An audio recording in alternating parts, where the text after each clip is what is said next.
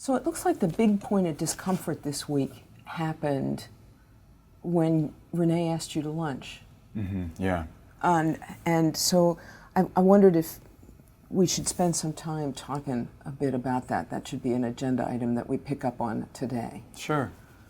And could you say more about what happened? Sure. It was just a regular day at the office, and some people were going to lunch. Uh-huh. And, Renee asked me, stopped by my office and asked me if I wanted to come join her for lunch. And I just had this overwhelming feeling of like, I just couldn't do it. Just couldn't do it. And I know that's happened before at times when you've had other thoughts that were going on in your mind. Was anything else happening in your head at that moment when she said, well, let's just go and let's go have lunch together? Yeah. See, Renee reminds me of my ex. Okay. And it's really hard because it just brings back me to a place when it wasn't really comfortable for me to be. My ex, Julie, back in college, she was my best friend. She was someone that we always ate lunch together with, Right. that I always had lunch with. And when she asked me if I wanted to go to lunch, it took me back to that place. Almost like it was happening all over again. Yeah. Right. And the relationship with Julie, it was something that ended really suddenly, and it took my feet from under me. Right. And it took me a while to recover from that. Yeah. So one of the things that particular request just to go out to lunch brought up was all kinds of emotions and memories and ideas about Julie and what happened to you after that. But was there something in specific about thinking about Julie or thinking about Renee in that context that might be more central to something about them that might affect you? It's funny because Renee kind of resembles Julie in a sense, and I just feel like she's always sort of sitting there on my shoulder, and out of the blue, just something that the way that Renee said that, it just took me back there like so quickly and just reminded me about that, and that towards the end of the relationship, Julie, she blamed me for things not working out, and I still have a lot of like guilt and feelings about if I would have done something differently, maybe we'd still be together or something. So I still carry a lot of guilt that it was my fault that the relationship didn't end, that it ended. Right. And although it seems to me that one of the things that you might be able to do is to look at, in hindsight, with some of the logic tools that we've talked about how likely it is that it was all your fault, because that seems to be really still hurting you. It also seems to me there might be a reason that you're taking all of that on yourself, some more central ideas about yourself and other people that might make you more vulnerable to the kinds of setbacks that are pretty normal to have happen in people's lives. So there are two kinds of ideas that I think we might try to pursue. One is ideas that you would have that were really basic about you and the kind of person that you are, or what expectations you might have for your future. And the other are ideas that you might have about other people and what you might expect from them in how they might treat you. And some of those ideas might come from experiences that you're having currently, but it's also true that a lot of times we get our ideas about what to expect from other people or what we can expect for ourselves in the world from other experiences that have happened, sometimes even ones that we've had growing up that are tough. And those kinds of ideas can tend to stay with us if we've had a particularly traumatic or hard time along the way. And I guess I'm thinking about what ideas you might have formed about other people based on your growing up times and based on what happened with Julie. Yeah, I guess, my father, he wasn't really much of a father. He was out of the house before I can even remember. He would pop in from time to time, in the middle of the night sometimes. He would just show up with gifts, stay for a couple days, and then he was gone like the wind the next time we turned around. So he just was never really there for us and my mom.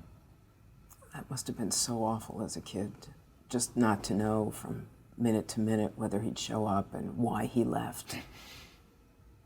Yeah. And, kids, naturally, their only frame of reference for the reasons things happen is because of them. My guess is that that's how you saw it too. Yeah. I just, think about the expression on my mom's face when he would come back into the picture. Mm-hmm. And then, she would have a sense of relief that he was there, and then the next day he was gone. Right. And then just that pain on her face. I'll never forget that. Right. And pain for you, too. Yeah. And so one of the things about this is that you'd come to see other people in ways that might actually mean that you couldn't count on them. Right. And certainly when you think about what happened with Julie, and when I think about how you reacted to Renee, it's almost like you can't really expect that they'll be there sometime and not be there sometime. That's one of my biggest fears, yeah. Yeah. So when I think about this idea, people can't be counted on,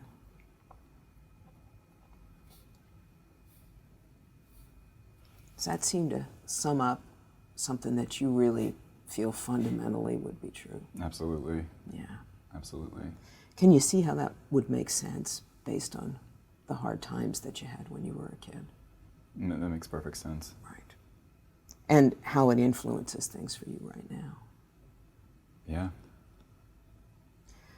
I kind of find myself wondering, how do you cope with something like that? What's happened in your life when you've had to manage with, certainly with your dad as a kid? How did you and your mom kind of handle having that happen? I guess we just did what we had to do. We made means. We eventually learned to block him out of our life, put up barriers. We even had to change our telephone number because we just couldn't take it anymore. And enough was enough.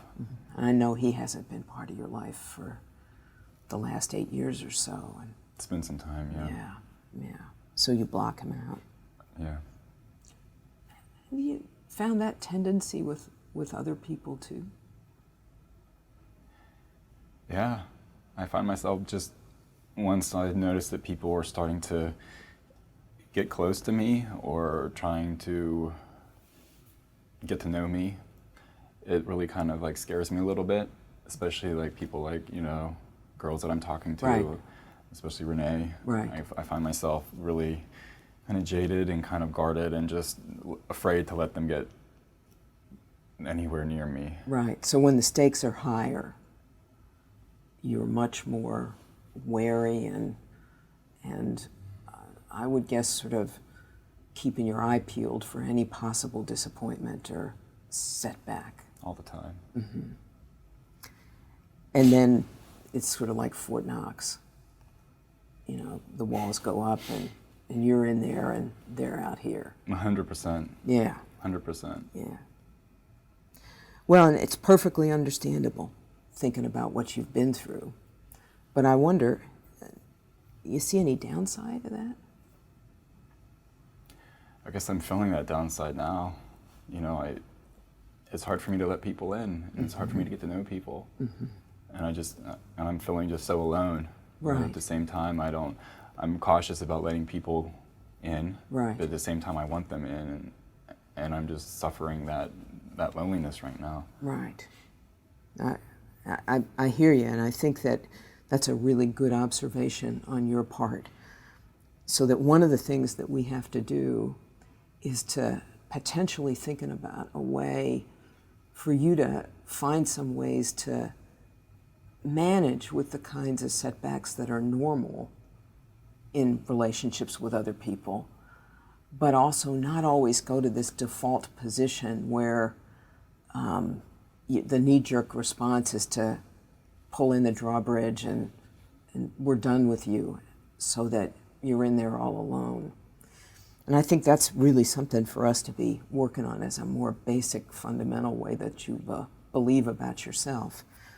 The other side that I think you brought up today is this idea of sort of being responsible for these bad things that have happened. And certainly in the situation with Julie and in the situation with your dad, one of the things we may want to take a look at is the idea of the percentage of responsibility that really is yours in those circumstances, and when things go wrong or there are setbacks, how to look at that more accurately.